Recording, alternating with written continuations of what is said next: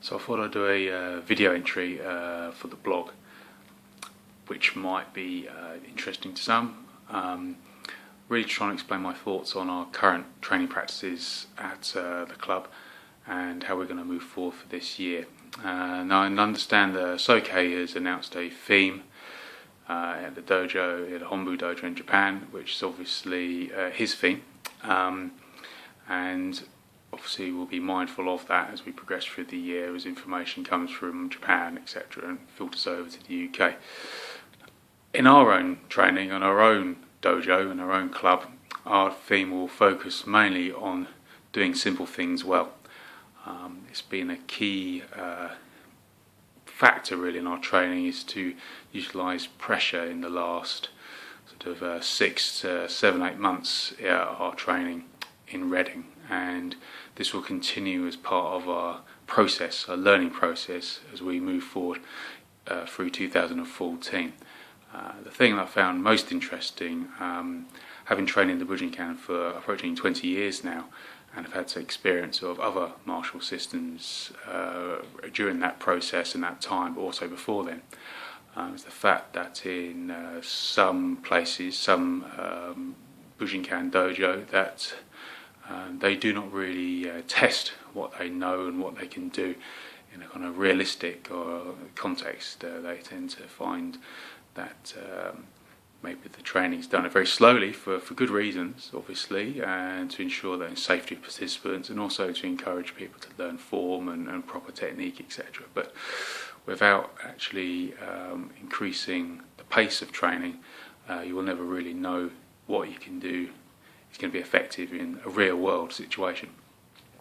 So obviously the thrust of our training in the last sort of 6 to 8 months will continue on the vein of working at pace. Not to say we'll do everything at lightning speed, but as part of our process we will continually increase the pace during the class. So we'll maybe practice some simple drills, some kion if you like, at a slow pace, and then increase the pace as we go, and intensity as we go through the class. So towards the end of the lesson, people will be operating at full speed with maybe using protective equipment as it's required, depending upon the sort of type of drill we're examining, to ensure the obviously safety of participants, but also to see if what we're actually learning is effective at realistic speed.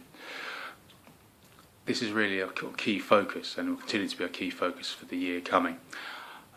We will look at obviously the principles of why our movement will be effective, and problem solve issues as they arise if it is not being effective for our learners and for the students attending the classes. We really want everyone this year to focus on being an effective practitioner. We are not looking to be a kind of reenactment society or historical reenactment society. I know some criticism has been levelled at Bujinkan for that in some quarters, and I think that's entirely fair and accurate to an extent, depending upon who they're looking at and their practice. For me, I really want my martial arts training to be obviously a vehicle for self-improvement, but also to make sure that what I'm doing can protect myself, because ultimately the aim of martial arts is to protect yourself, your family, and your way of life. Now, if it's simply training done in a way that's maybe preserving historic tradition, it is okay, but my own drive, my own mission, if you like, is to ensure that people attending my classes and training with me walk away from that class having learnt something that may hopefully help them if they ever have to maybe defend themselves in a real world situation. So again, the key focus of our classes would be on pragmatism and pragmatic kind of self-protection. That's not to say I'm going to go off down the route of looking at combatives or modern sort of Krav Maga or these sort of more modern martial systems, which obviously have value and can be very effective if trained appropriately by those people learning them. But we're looking to utilise, I suppose, the Bujinkan methodology in terms of the techniques, the effective techniques that have obviously been passed down over generations. But we're looking at trying to understand what makes them work, how they can be effectively applied in a realistic setting, real world setting. You know, obviously medieval Japan and early modern Japan is a long time ago, a long way away from our current setting, if you like, our current context. So we need to really focus on being able to think about those historical lessons, but look at how those lessons are kind of universal in some senses, and how we can apply our movement using those principles that have been passed down. Obviously the human body can only move in so many ways, in a certain manner. Maybe the weapons and equipment available back in historical times are different from today.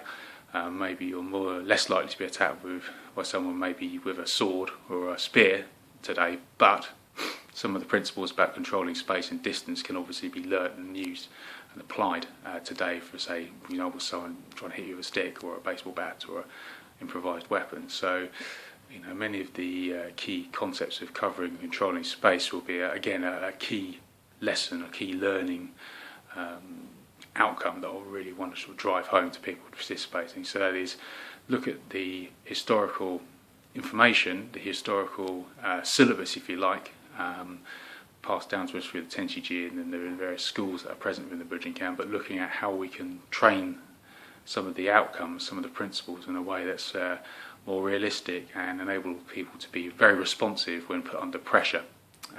Pressure normally can be sort of applied through increased intensity and maybe speed of training. You know, we have to make sure what we can be doing, it has a historical basis and it's drawn from this previously, you know, hard fought for knowledge, but we need to make sure it's not some sort of dojo martial arts, I call them, which may well work in a dojo environment against someone who's compliant, non-resistant and operating at slow speeds. We need to make sure what we can do is going to be effective against someone who's attacking you at full speed with intent and intensity. So we'll also be using protective equipment, as I said, as we go through the year. That was, you know, using the mitts and the headgear as needed and padded weapons to ensure that people don't come away with injuries. But obviously we need to make sure what we do is effective, so people can have confidence when they walk away from a class they've actually learnt something useful and something that's may look great, may look nice, maybe look great in a sort of demonstration, but we need to make sure what we can do is going to be useful for those people attending and participating, and hopefully improve their chances should they ever have to be required to protect themselves.